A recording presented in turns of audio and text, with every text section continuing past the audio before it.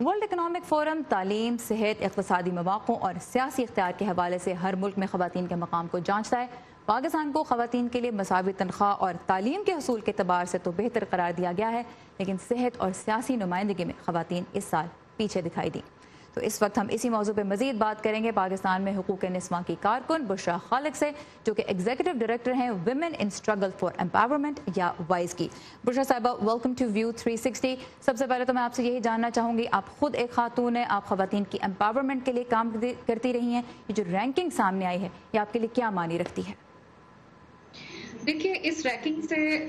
मुझे तो कोई हैरत नहीं हुई है, इसलिए कि जो पाकिस्तान के अंदर ग्राउंड रियलिटीज है, जो औरतों की पसमानदगी की सूरत हाल है, चाहे वो आप उनकी इक्तिसादी सूरत हाल देख लीजिए या उनकी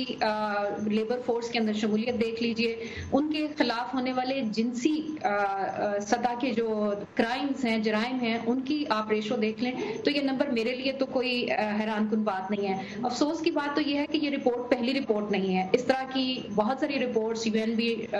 जारी करता है, इस तरह की रिपोर्ट्स और भी इदारे जारी करते हैं और हर बार इसी किस्म के शर्मनाक किस्म के पोजीशन पर हम रैंक कर रहे होते हैं। और अफसोस इस बात का होता है कि हर साल हम 2-4 दिन इसके ऊपर बात करते हैं, हुकूमती सतह पर भी शोर उठता है, लेकिन उसके बाद कोई ऐसे सस्टेनेबल या पायदार ना तो अहदाफ मुकर्रर किए जाते हैं, ना ही इकदाम किए जाते हैं जिससे कि औरतों की ये सूरत हाल जो है उसमें बेहतरी आ सके। ठीक, ये बताइए बुशरा साहिबा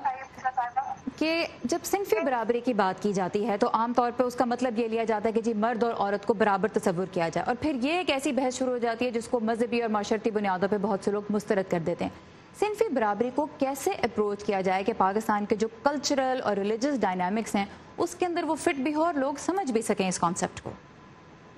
देखिए, जो हकूक का जहां तक ताल्लुक है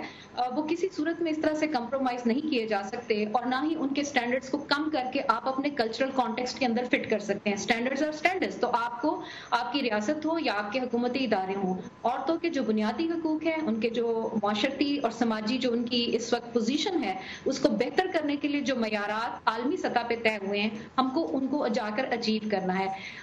हमने अक्सर देखा जो ही औरतों के खिलाफ तशद्दुद की बात उठाई जाती है, लफ्ज़ ही मुंह से बाहर निकलता है और एक शोर मच जाता है कि या तो पाकिस्तान को बदनाम किया जा रहा है या यहाँ की सकाफत को बिगाड़ा जा रहा है, और ये शायद हमारा या हमारे मुल्क का या हमारी औरत का मसला नहीं है। घरेलू तशद्दुद हो, जिनसी जराइम जो है, इन सारी चीजों के ऊपर इस तरह का शोर मचता है गोया पाकिस्तान का ये मसला नहीं है। हमको अब ये बहुत गौर से और संजीदगी से देखना पड़ेगा कि हमारे वो कौन से मुहर्रिकात हैं जिनकी वजह से औरतों की सिनफी बराबरी के लिए ये जो अहदाफ बताए गए हैं कि आप 200 साल आपको लगेंगे तरक्की करने में, 200 साल लगेंगे सिनफी बराबरी और मुआशी इस्तेहकाम औरतों तक पहुंचने के लिए। तो ये वो चीजें हैं जिनको जो समझने के लिए बहुत संजीदा नशिस्तों की जरूरत है, वो तमाम इकदाम करने की जरूरत है, चाहे वो किसी भी जगह पे हो। आप तालीम के अहदाफ उठा कर देख लीजिए, अभी गर्ल्स की के जो अदाद शुमार हैं कि वो आउट ऑफ स्कूल हैं या चाइल्ड डोमेस्टिक लेबर में वो इन्वॉल्व हैं, ये इतने खतरनाक अदाद शुमार हैं कि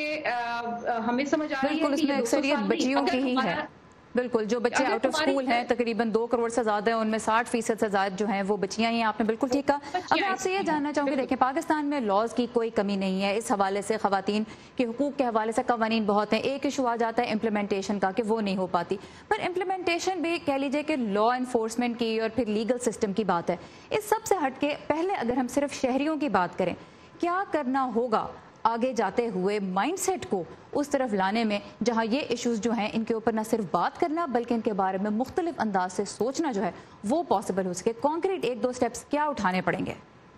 मैं सबसे पहले ये कहूंगी कि हुकूमतों को इस ख्याल से बाहर आना चाहिए कि लॉ बन जाने से जराइम खत्म हो जाते हैं। लॉ बनाने के बाद जिम्मेदारी कई गुना ज्यादा बढ़ती है और उसकी इम्प्लीमेंटेशन के बेशुमार इदारे हैं जो इसमें बराह रास्त मुलव्वस होते हैं कि जिन्होंने ये सारे निज़ाम को बेहतर करने में उस लॉ से मदद लेनी है। दूसरी बात, जहां तक आपने हल की बात की, मैं समझती हूँ सबसे पहले माहौल को साजगार किया जाए, लोगों का रवैया बदला जाए कि सिनफी इम्तियाज और जिनसी इम्तियाज को दूर कैसे किया